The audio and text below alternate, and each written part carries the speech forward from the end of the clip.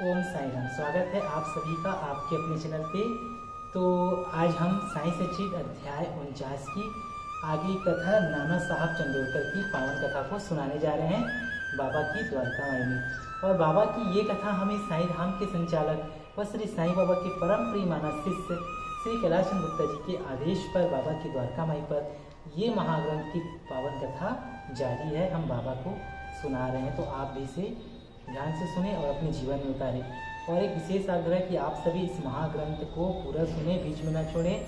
और अभी तक अगर आप लोगों ने चैनल को सब्सक्राइब नहीं किया है, सब्सक्राइब कर लीजिए, बेल आइकन को ऑन कर दीजिए ताकि सर्वप्रथम बाबा के कथा की वीडियोस आपको प्राप्त हो सकें। तो चलिए प्रारंभ करते हैं। नाना साहब चंदोरकर।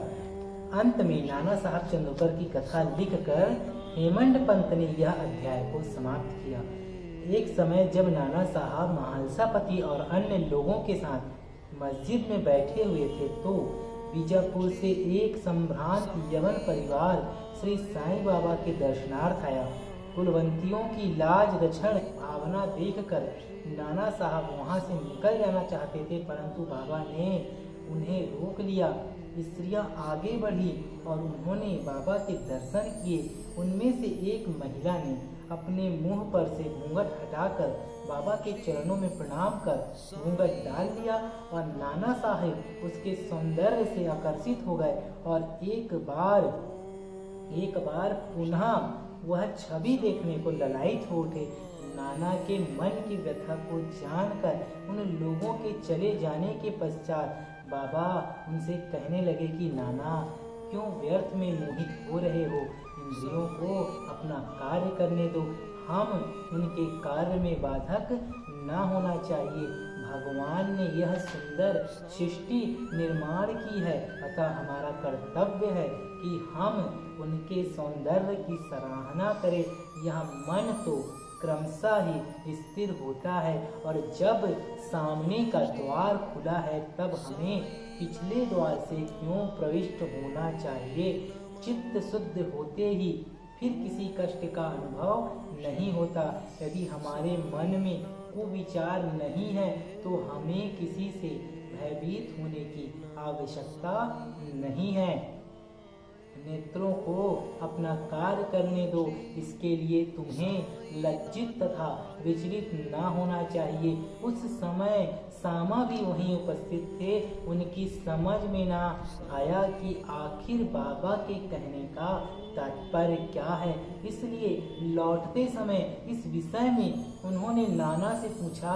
उस परम सुंदरी के सौंदर्य को देखकर जिस प्रकार वे मोहित हुए तथा यह व्यथा जानकर बाबा ने इस विषय पर जो उपदेश उन्हें दिए, उन्होंने उसका संपूर्ण विधान उनसे कहकर सामा को इस प्रकार समझाया कि हमारा मन स्वभावतः ही चंचल है, पर हमें उसे लंपट ना होने देना चाहिए। इंद्रियां चाहे भले ही चंचल हो जाए, परंतु हमें अपने मन पर पूर्ण नियंत्रण रखकर उसे अशांत ना होना देना चाहिए। इंद्रियां तो अपने विषय पदार्थों के लिए सदैव चेष्टा किया ही करती हैं, पर हमें उनके वशीभूत होकर उनके इच्छित पदार्थों के समीप ना जाना चाहिए। क्रमशः प्रयत्न करते रहने से इस चंचलता को नियंत्रित किया जा सकता है। यद्यपि उन पर पूर्ण नियंत्रण संभव नहीं है तो भी हमें केवल उनके वशीभूत ना होना चाहिए। प्रसंगानुसार हमें उनका वास्तविक रूप से उचित गति अवरोध करना चाहिए। सौंदर्य तो देखने का विषय है, इसलिए हमें निडर होकर सुंदर पदार्थों की ओर देखना चाहिए। यदि हम में से किसी प्रकार के कुविचार न आए तो इसमें लज्जा और भय की आवश्यकता ही क्या है? यदि मन को निरीक्षण बनाकर ईश्वर के सौंदर्य को निहारो तो इंद्रियां सहज और स्वाभाविक रूप से अपने वश में आ जाएगी और विषय आनंद लेते समय भी तुम्हें ईश्वर की स्मृति बनी रहेगी। यदि उसे बाह्य इंद्रियों के पीछे दौड़ने तथा उनमें लिप्त रहने दोगे तो तुम्हारा जन्म मृत्यु के पास से कदापि छुटकारा ना होगा।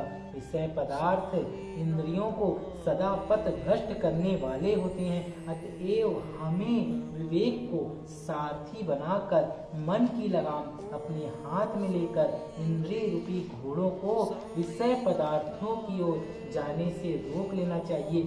ऐसा विवेक रूपी सारथी हमें विष्णु पद की प्राप्ति करा देगा, जो हमारा यथार्थ में परम सत्य धाम है और जहाँ गया हुआ प्राणी फिर कभी यहाँ नहीं लौटता है। तो आपने देखा बाबा ने कितना अच्छा उपदेश दिया है और कहा है कि हमें अपने मन और इंद्रियों को अपने वश में रखना चाहिए, क्योंकि यह हमें हमेशा पथ भ्रष्ट करने में बहुत ही महत्वपूर्ण भूमिका निभाता है। साई सच्चिद अध्याय 49 की ये पावन कथा संपूर्ण हुई। बोलिए श्री सच्चिदानंद सद्गुरु साईनाथ महाराज की जय। अगले अध्याय में अध्याय 50 की पावन कथा बाबा को सुनाया जाएगा।